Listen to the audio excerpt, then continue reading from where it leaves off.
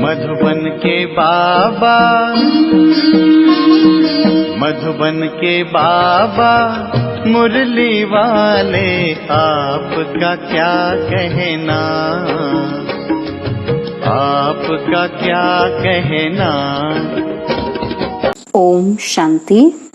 आज 5 जून 2022 के अव्यक्त बाप दादा के मधुर महावाक्य सुनेंगे, जिसकी रिवाइज डेट है 17 मार्च 1991। मुरली का सार है, संतुष्ट मणि के श्रेष्ठ आसन पर आसीन होने के लिए प्रसन्नचित्त निश्चिंत आत्मा बनो।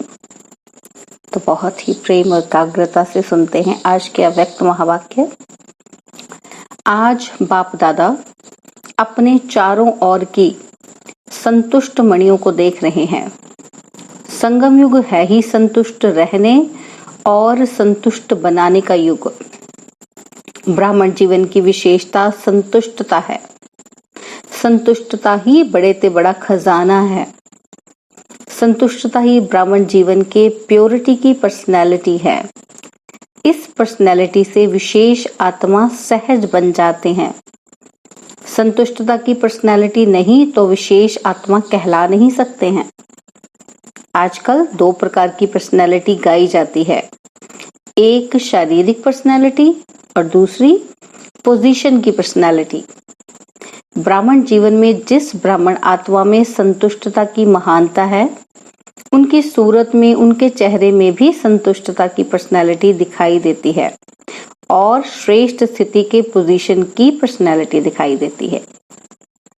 संतुष्टता का आधार है बाप द्वारा सर्व प्राप्त हुए प्राप्तियों की संतुष्टता, अर्थात भरपूर आत्मा। असंतुष्टता का कारण अप्राप्ति होती है और संतुष्टता का कारण है सर्व प्राप्तियां।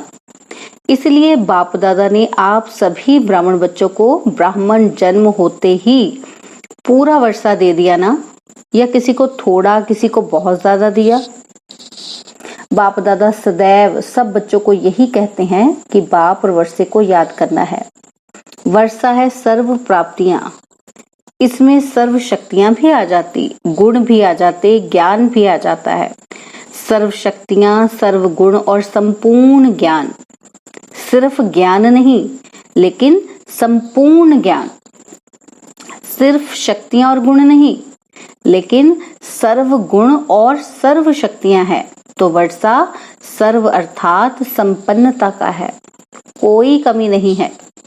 हर ब्राह्मण बच्चे को पूरा वर्षा मिलता है, अधूरा नहीं। सर्व गुणों में से 2 गुण आपको, 2 गुण इसको, ऐसे नहीं बांटा है। फुल वर्षा अर्थात संपन्नता, संपूर्णता। जब हर एक को पूरा वर्षा मिलता है तो जहां सर्व प्राप्ति है वहां संतुष्टता होगी। बाप दादा सर्व ब्राह्मणों के संतुष्टता की पर्सनैलिटी देख रहे थे कि कहां तक यह पर्सनैलिटी आई है। ब्राह्मण जीवन में असंतुष्टता का नाम निशान नहीं। ब्राह्मण जीवन का मजा है तो इस पर्सनैलिटी में है। यही मजे के जीवन है, मौज की जीवन है। तपस्या का अर्थ ही है संतुष्टता की पर्सनैलिटी नैनों में, चैन में, चेहरे में, चलन में दिखाई दे। ऐसे संतुष्ट मणियों की माला बना रहे थे। कितनी माला बनी होगी? बाबा ने पूछा। संतुष्ट मणि अर्थात बेदाग मणि। संतुष्टता की निशानी है संतुष्ट आत्मा सदा प्रसन्न चित्त, स्वयं को भी अनुभव करेगी और दूसरे भी प्रसन्न होंगे। प्रसन्न चित्त स्थिति में प्रश्न चित्त नहीं होता। एक होता है प्रसन्न चित्त और दूसरा है प्रश्न चित्त। प्रश्न अर्थात क्वेश्चन। प्रसन्न चित्त ड्रामा के नॉलेजफुल होने के कारण प्रसन्न रहता, प्रश्न नहीं करता, क्योंकि ड्रामा की नॉलेज हो गई। जो भी प्रश्न अपने प्रति या किसी के प्रति भी उठता तो उसका उत्तर स्वयं को पहले आता है। पहले भी सुनाया था, व्हाट और वाई नहीं, लेकिन डॉट, क्या क्यों नहीं, फुल स्टॉप, बिंदु। 1 सेकंड में विस्तार, 1 सेकंड में सार। ऐसा प्रसन्न चित्त सदा निश्चिंत रहता है। तो चेक करो, कि ऐसी निशानियां मुझ संतुष्ट मणि में हैं। बाप दादा ने तो सबको टाइटल दिए हैं संतुष्ट मणि का। तो बाप दादा पूछ रहे हैं कि हे संतुष्ट मणियों, संतुष्ट हो। और फिर प्रश्न है, क्या प्रश्न है कि स्वयं से, अर्थात स्वयं के पुरुषार्थ से, स्वयं के संस्कार परिवर्तन के पुरुषार्थ से, स्वयं के पुरुषार्थ की परसेंटेज में, इस स्टेज में सदा संतुष्ट हो।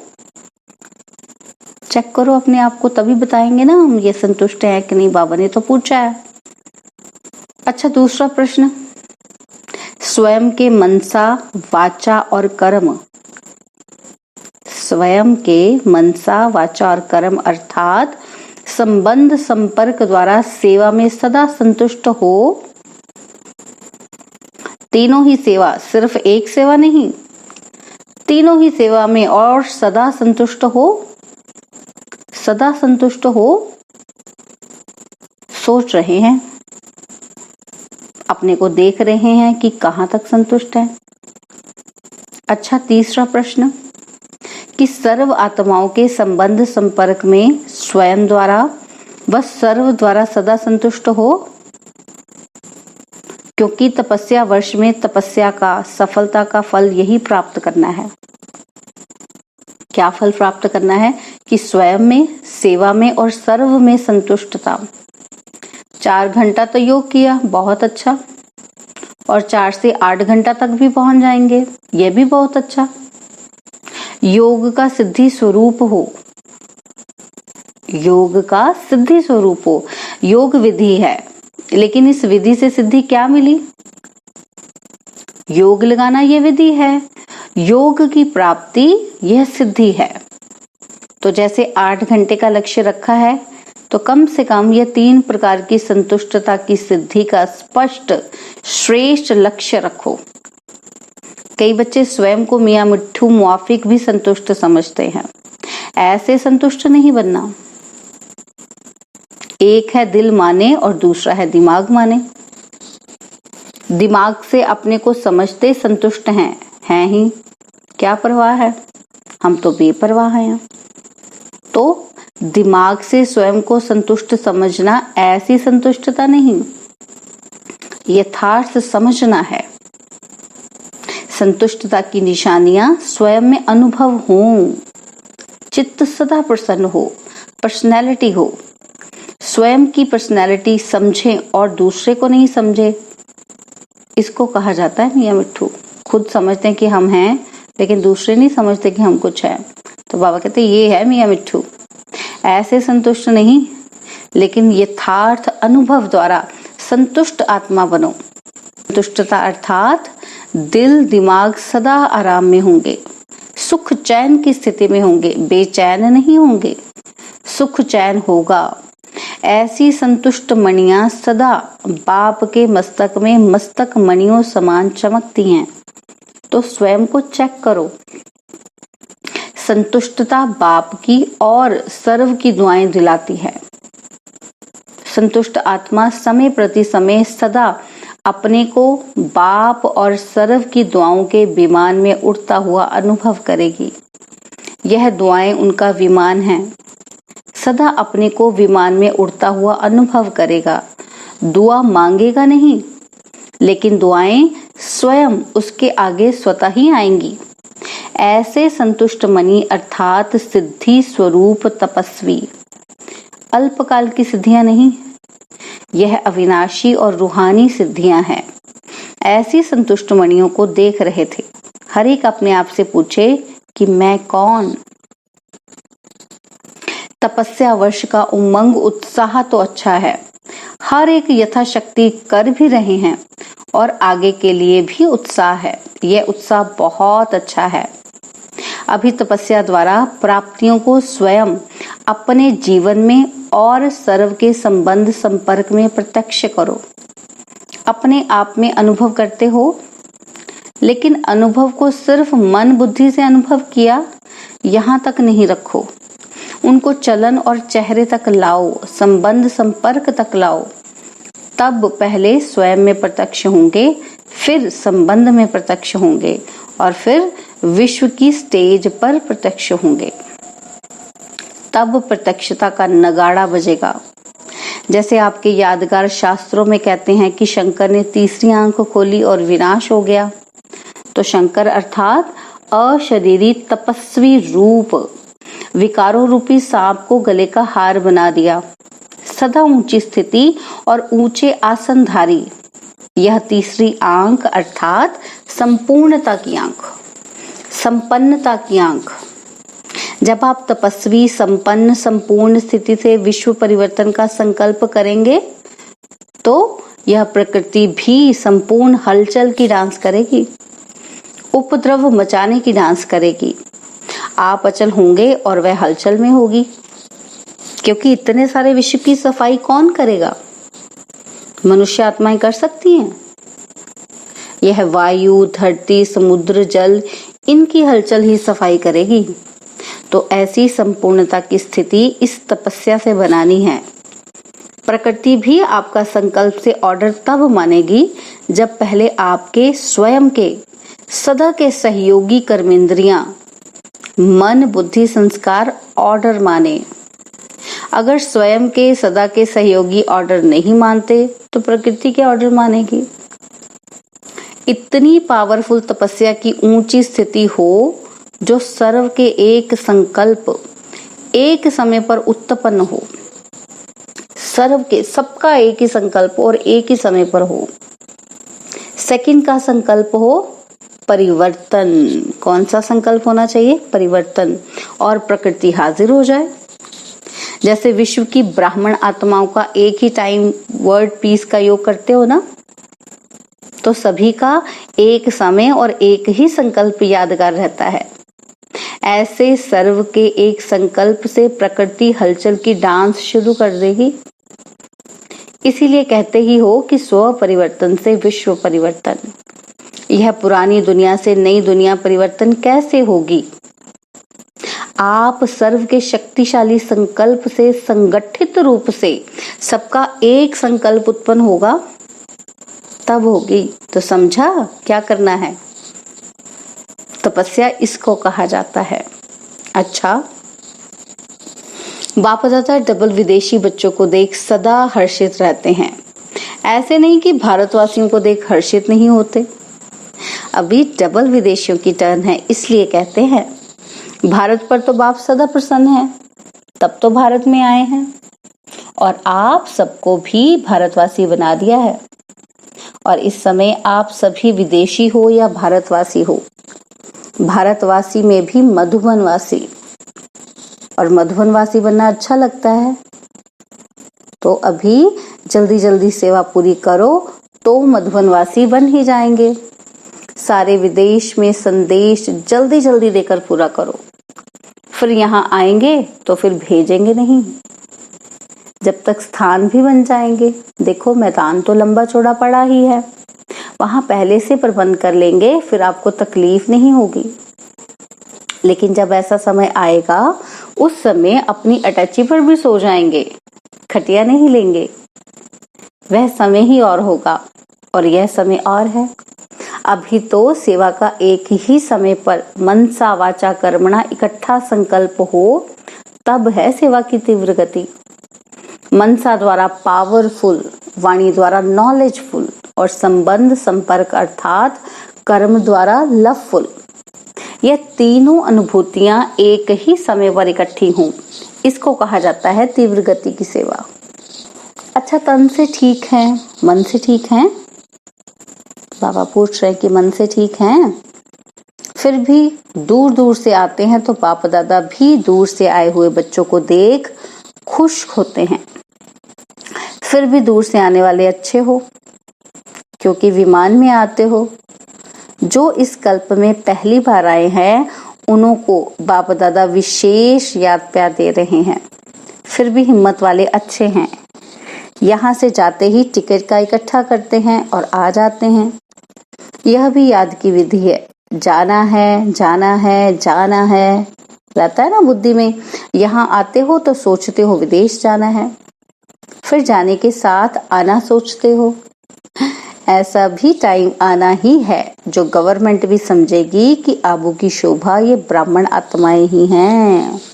अच्छा, चारों ओर की सर्व महान संतुष्ट आत्माओं को, सदा प्रसन्नचित निश्चिंत रहने वाली श्रेष्ठ आत्माओं को, सदा एक ही समय 3 सेवा करने वाले तीव्र गति के सेवाधारी आत्माओं को, सदा श्रेष्ठ स्थिति के आसनधारी तपस्वी आत्माओं को बाप दादा का याद प्यार और नमस्ते। हम रूहानी बच्चों की रूहानी बाप दादा जी को दिलवा जान सिकवा प्रेम से नमस्ते।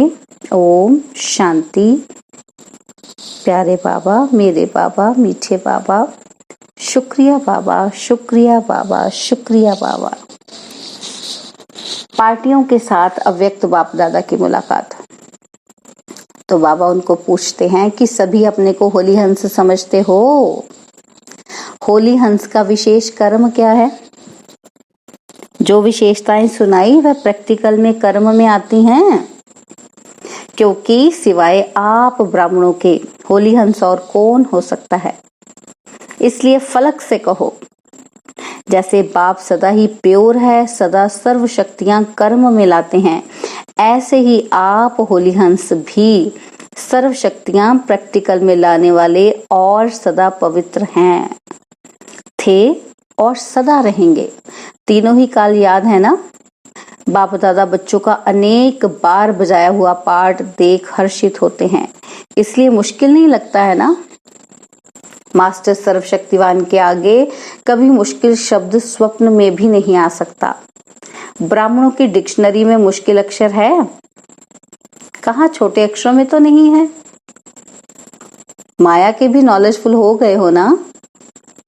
जहां फुल है वहां फेल नहीं हो सकते। फेल होने का कारण क्या होता है?